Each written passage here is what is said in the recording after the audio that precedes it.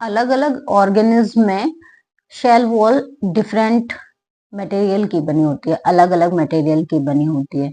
जैसे बैक्टीरिया में बनी होती है पेप्टिडोग्लाइकॉन की। जी हाँ, बैक्टीरिया में शेल वॉल किसकी बनी होती है? पेप्टिडोग्लाइकॉन। अब दूसरे बैक्टीरिया जिनको आर्के बैक्टीरिया कहा जाता है, और ये जो आर्के बैक्टीरिया हैं इनमें सेल वॉल पॉलीसैकेराइड और ग्लाइको कंजुगेट होती है। ठीक है, पॉलीसैकेराइड की और ग्लाइको कंजुगेट। याद रखिएगा, पूछा जाता है। जो फंगस होते हैं, जो कवक होते हैं, इनमें शेल वॉल काइटिन की बनी होती है, और जो एल्गी यानी शैवाल हैं, शैवाल में शेल वॉल किसकी बनी होती है? सेल्यूलोज की बनी होती है। ठीक, अब प्लांट सेल वॉल भी सेल्यूलोज की बनी होती है, प्लांट सेल वॉल सेल्यूलोज की बनी होती है, और एनिमल में सेल वॉल एब्सेंट होती है। याद रखिएगा, एनिमल में सेल वॉल एब्सेंट होती है। अब यहाँ पे क्या दिया? एनिमल सेल सिंपली कंटेन आ सेल मेम्ब्रेन।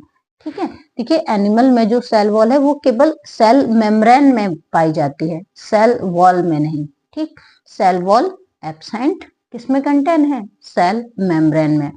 अब यहाँ जो हम डिस्कस करेंगे, अभी हम क्योंकि बॉटनी की बात कर रहे हैं तो हम केवल यहाँ पर प्लांट शेल को डिस्कस करेंगे।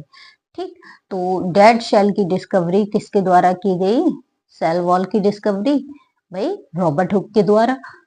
और कब की गई? 1665 में। ये कौन थे? इंग्लिश साइंटिस्ट थे, और इन्होंने किससे डिस्कवरी की? कॉर्क से।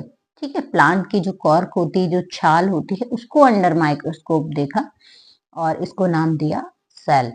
और इन्हीं को फादर ऑफ सेल बायोलॉजी कहा जाता है।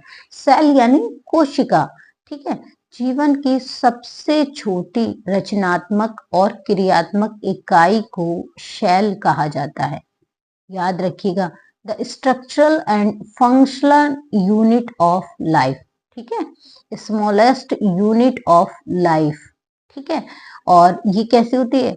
स्मॉलेस्ट यूनिट ऑफ लाइफ है structural and functional unit of life. क्या है? शेल।